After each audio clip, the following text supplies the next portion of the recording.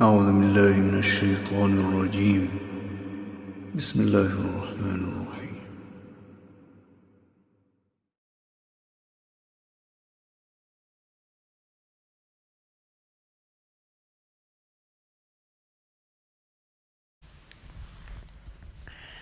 اعوذ باللہ من الشیطان الرجیم بسم اللہ الرحمن الرحیم۔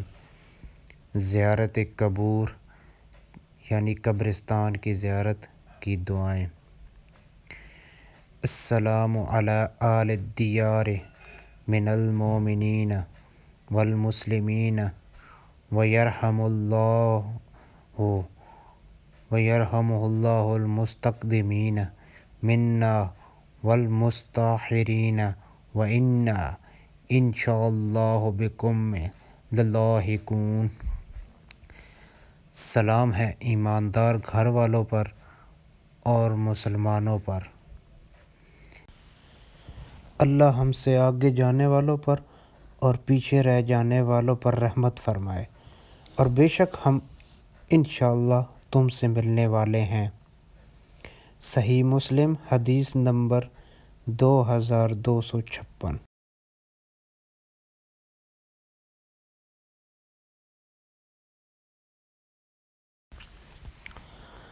مدفون مسلمانوں کے لیے اللہ تعالیٰ سے دعا اور استغفار کرنے کی نیت سے نیز آخرت اور اپنی موت کی یاد تازہ رکھنے کے لیے زیارت قبور کو جاتے رہنا جائز ہے۔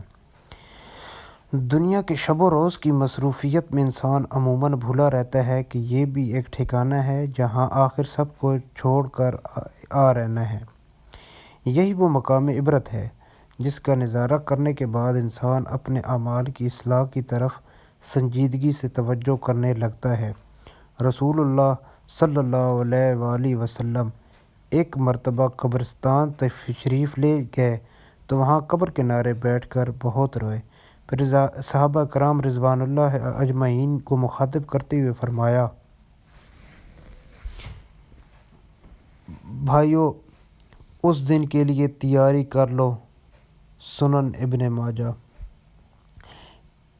ایک اور موقع پر فرمایا، قبرستان کی زیارت دل کو نرم کرتی ہے، آنکھوں سے آنسو بہاتی ہے اور آخرت کی یاد دلاتی ہے۔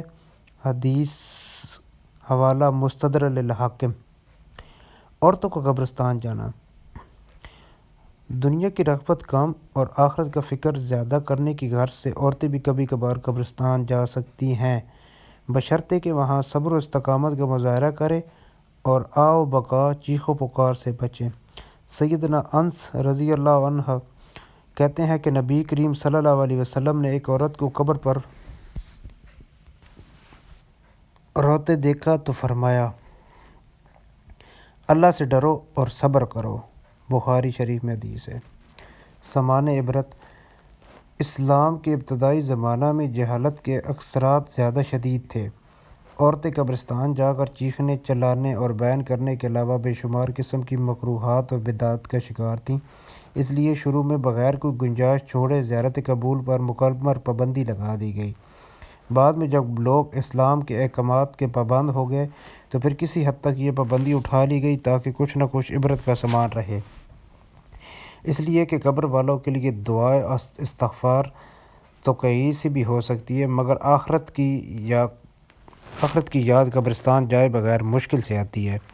حدیث رسول صلی اللہ علیہ وسلم ہے، میں تمہیں زیارت قبور سے منع کرتا تھا، سو اب تم زیارت قبور کر لیا کرو، اس لیے کہ وہ تمہیں موت کی یاد دلائے گی۔ حدیث حوالہ ہے مسلم۔